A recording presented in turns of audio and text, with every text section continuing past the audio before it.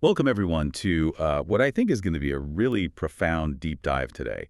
We're sort of journeying back, way back, into a time where reality itself felt different, shaped by forces that awakened seekers long before, well, long before recorded history. Exactly. We're talking about these almost legendary ancient cosmic powers. Right? The script mentions 10 cosmic powers Yeah. that, twisted reality. Really makes you think, doesn't it? hmm What were these forces? Well, and that's the fascinating part. These aren't just like abstract myths floating around. Our deep dive today is basically your shortcut to understanding the 10 Mahavidyas from Sanatana Dharma. Sanatana Dharma, the ancient tradition that Hinduism grew out of. That's the one, the eternal wisdom tradition. And these Mahavidyas, they're powerful goddesses, really powerful. They embody the ultimate divine feminine energy, cosmic knowledge, the whole package.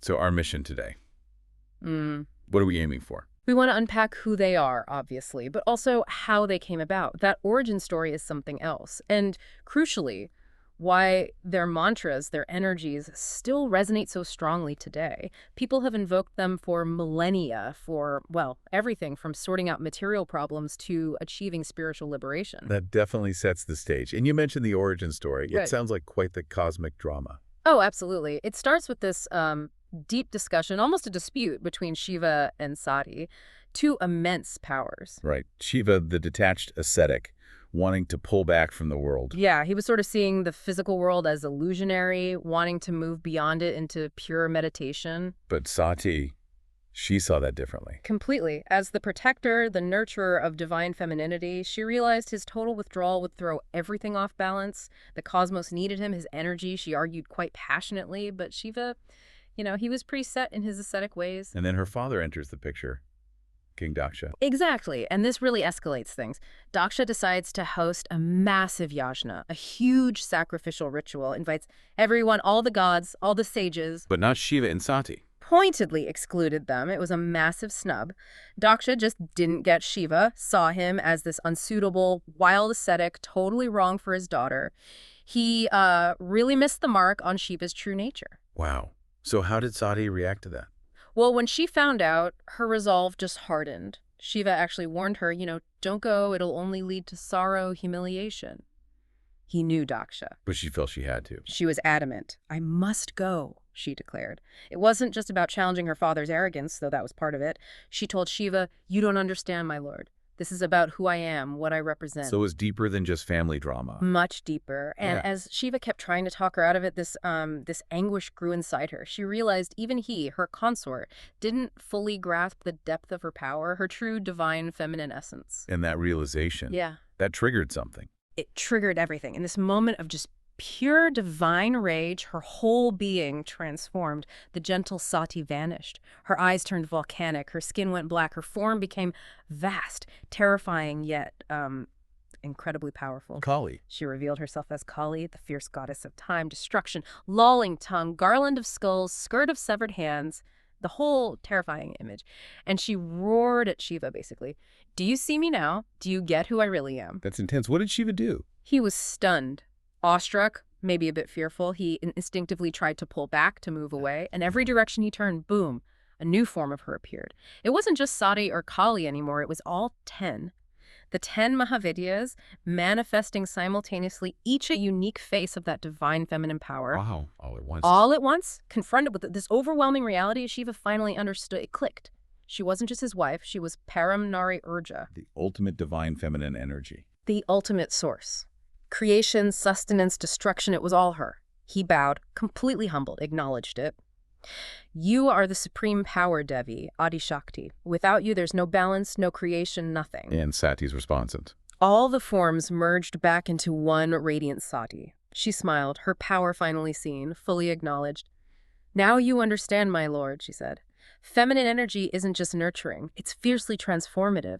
It holds the entire cosmos. What an origin. So that explosion of energy birthed these 10 distinct forms. Who are they? What does each one represent? Right, so each Mahavidya embodies a unique facet of this ultimate energy. And they offer, well, profound insights, not just into cosmic stuff, but into our own inner worlds, too. They're invoked for specific reasons, but there's always a deeper layer. Okay, let's maybe go through them. Sure. First, Kali. The fierce one, goddess of time, change. People think destruction, but it's more about destroying negativity, fear, addictions. Her fierceness pushes us to face our own shadows, right? Find strength and transformation. Okay, Kali. Got it. Next. Then Tara. She's the compassionate liberator. Think protection, guidance, healing when things get tough. She helps you cross that ocean of suffering, guided by inner wisdom. Compassion is key there. Compassionate liberator. Nice contrast to Kali. Exactly. Then Tripura Sundari, the goddess of, well, ultimate beauty, harmony, love. She attracts joy, perfect relationships. But it's not just surface beauty, it's about the inherent aesthetic balance of the whole cosmos. Deep harmony. Beauty is cosmic balance. Interesting. Then Bhuvaneshwari. She's the mistress of the material world. So yes, kingdoms, career success, business, that's the surface level. But deeper, she signifies mastering your own inner world, shaping your reality from the inside out. True sovereignty. So outer success reflects inner mastery. Precisely. Next is Chinnamasta, the self-sacrificing goddess. Her imagery is stark. She teaches radical detachment, spiritual awakening, seeing through illusion.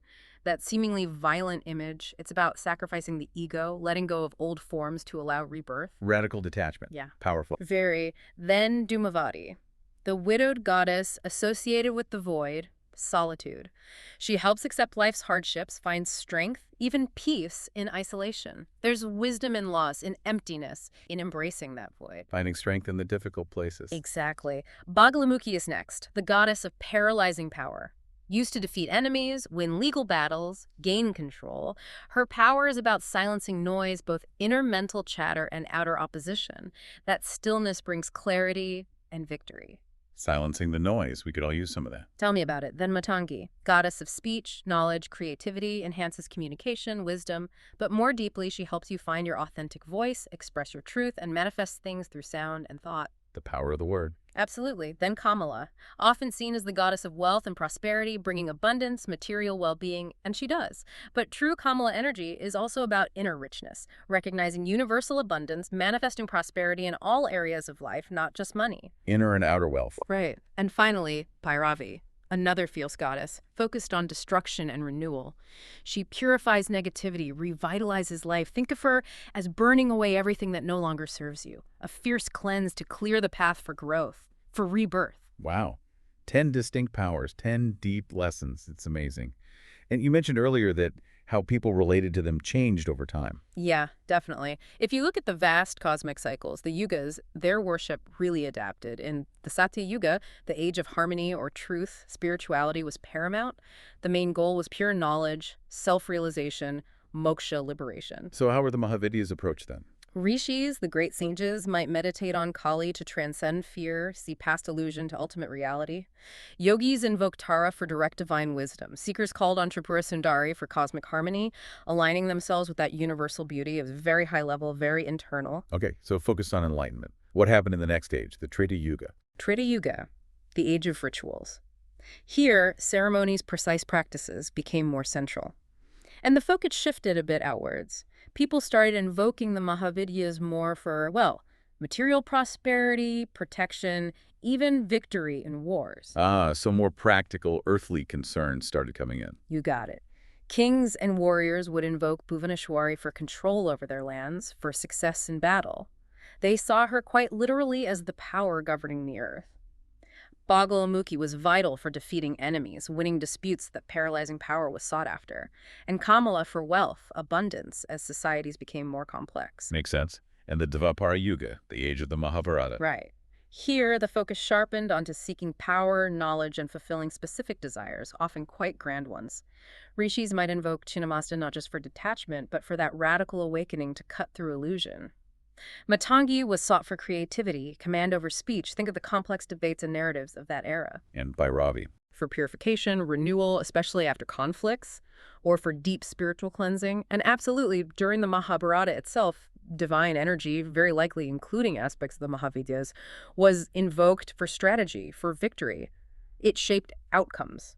So that brings us to now, the Kali Yuga, often called an age of chaos, materialism. How do they fit in today?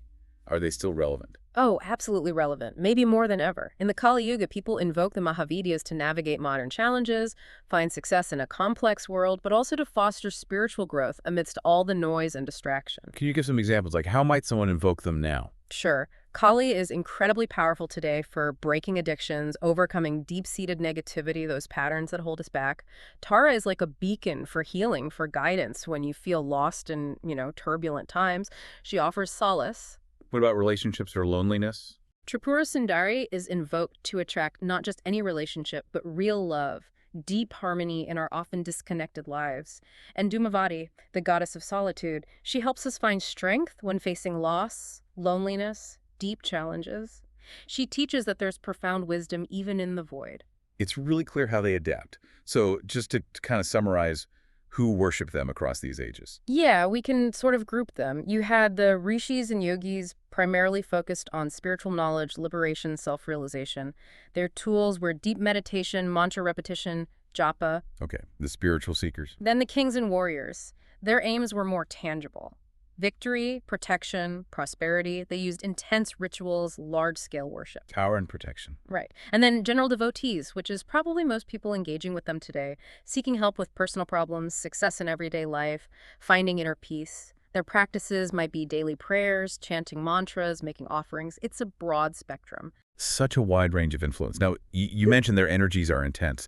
If someone listening is thinking, wow, I want to connect with this, it sounds like you can't just jump right in. Absolutely not. That's crucial. The intensity demands preparation, purification of mind, body, soul. You're dealing with immense cosmic power.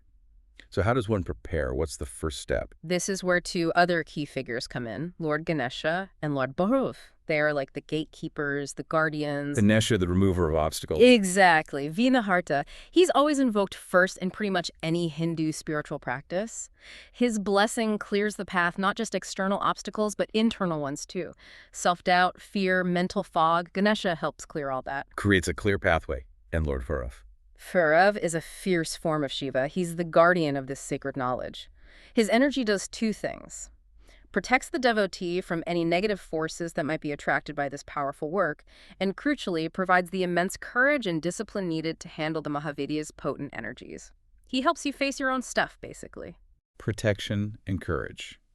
Makes sense. So invoking Ganesha and Bhairav first is this essential ritual of purity. It cleanses the seeker's mind, their environment. It ensures you're spiritually ready, aligned, making the engagement with the Mahavidyas safe, profound, and truly transformative. It's about respect and readiness. What an incredible journey we've taken today, really diving into the world of the 10 Mahavidyas. It's a lot to take in. It really is. From that absolutely dramatic origin story, born from that cosmic clash between Shiva and Sati. Right, that fiery transformation. To really understanding the unique power and the deeper meaning behind each of the 10. Yeah. And then seeing how they've been this constant source of, well, guidance and problem solving through every single age. It's quite something. It is. Hopefully you listening now have a clearer, more concise grasp of these incredible cosmic forces. Definitely. And maybe, as a final thought to leave everyone with, well, if you connect all this back, think about the divine feminine principle itself. This energy the Mahavidyas embodies, it's capable of such fierce transformation like Kali or Bhairavi, but also nurturing creation like Kamala or Tripura Sundari. It's this dynamic force that maintains balance in the cosmos. fierce and nurturing, both. Exactly. So the thought to ponder is, how might that universal principle, that balance of power and compassion, be showing up maybe in unexpected ways in your own life, shaping your challenges perhaps, but also unlocking potential you didn't even know was there? Something to reflect on.